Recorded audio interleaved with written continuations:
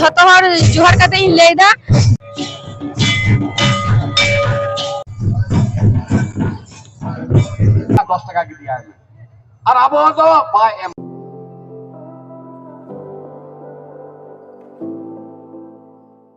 জামালপুরের এই তেলকুপি গ্রাউন্ডে আপনাদের সকলকে স্বাগত জানাই। বাংলার যারা বড় বড় ইউটিউবার আছে, যেমন আমাদের ব্রহ্মানন্দ তরফদার বা আমাদের কৌশিকদা, প্রত্যেকে কিন্তু চলে গেছে কুম্ভ মেলা কভার করতে। আর কুম্ভ মেলা থেকে যারা ফিরে এসেছে তারা কিন্তু চলে গেছে গঙ্গা সাগর কভার করতে। কিন্তু আমি ছোট ব্লগার হিসেবে, সেহেতু আমি এসে পৌঁছেছি দামোদর নদকে কেন্দ্র করে মাঘ মাসের 1 তারিখে এই যে জাগরণ হয়, সেই জাগরণ দেখাতে আপনাদের। আমাদের আদিবাসী সমাজের ভাই বোনেরা প্রত্যেক বছর মাঘ মাসের 1 তারিখে তাদের পূর্বপুরুষদের স্মৃতিচারণ এবং দামোদর নদকে কেন্দ্র করে তাদের তর্পণ করতে এই জায়গায় সমবেত হন।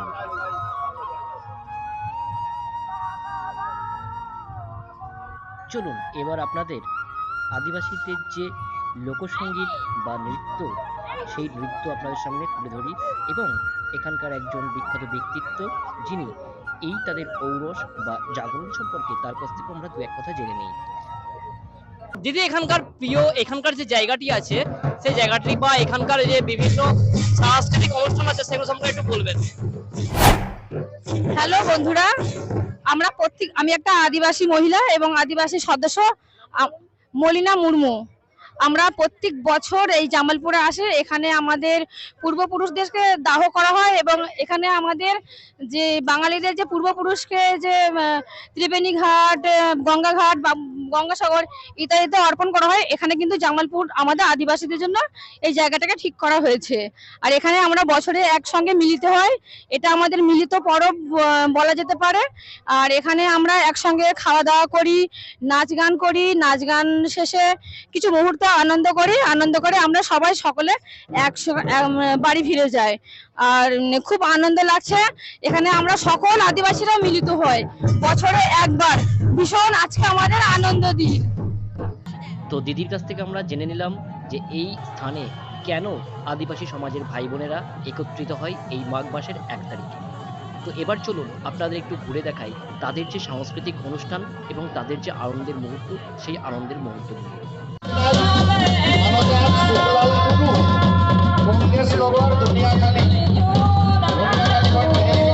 আমিও এই আদিবাসী নৃত্যের সঙ্গে পা বিলিয়ে দিলাম একটু, এবং এই হচ্ছে আমি, এবং এই হচ্ছে সেই সুন্দর মুহূর্ত, আদিবাসী সংস্কৃতির নাচ। এবং এই নাচতে নাচতেই পরিচয় হয়ে যায় আমার 2-3 জন ভাইয়ের সঙ্গে। দেখুন তারা কি বলছে।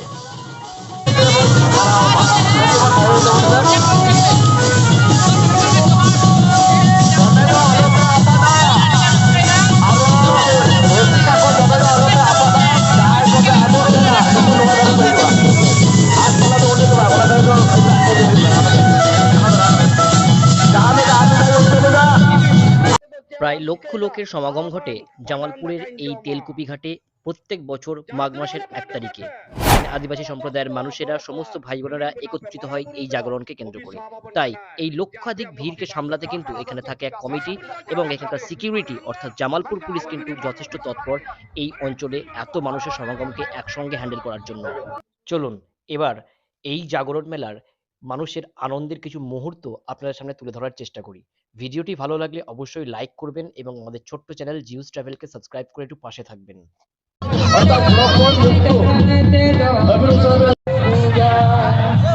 তো হাই গাইস, আমরা এসেছি নদী মেলাতে। বহুত যার পছন্দ হবে সে একটু কমেন্টে বলে দিয়ে যাবে।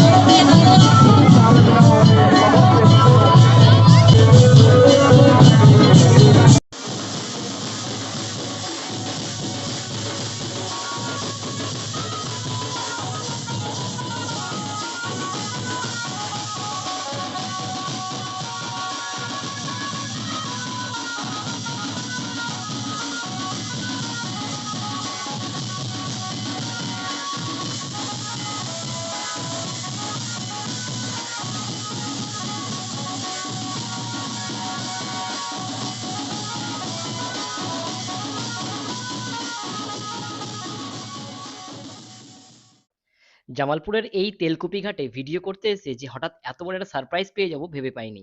হঠাৎ ভিডিও করতে করতে দেখি আমাদের গ্রামের আমার পাড়ার ছেলেরা সেখানে পিকনিক করতে গেছে। আর এই হচ্ছে পিকনিকের অ্যারেঞ্জমেন্ট। তো তারাও আমাকে অনেক রিকোয়েস্ট করলো এবং রিকোয়েস্ট করলো এই কারণেই যে আমাদের এখানে খেয়ে যেতে হবে দাদা তোমাকে। আর তাদের সাথে তাই কিছু ফটোশুটও করে নিলাম। আদিবাসী সমাজের এই ছোট্ট সংস্কৃতিকে এই ভিডিওর মাধ্যমে আপনাদের সামনে তুলে ধরার চেষ্টা করলাম। আমার বক্তব্যের মধ্যে যদি কোনো রকম ত্রুটি থেকে থাকে তাহলে তা সম্পূর্ণ কাকতালীয়।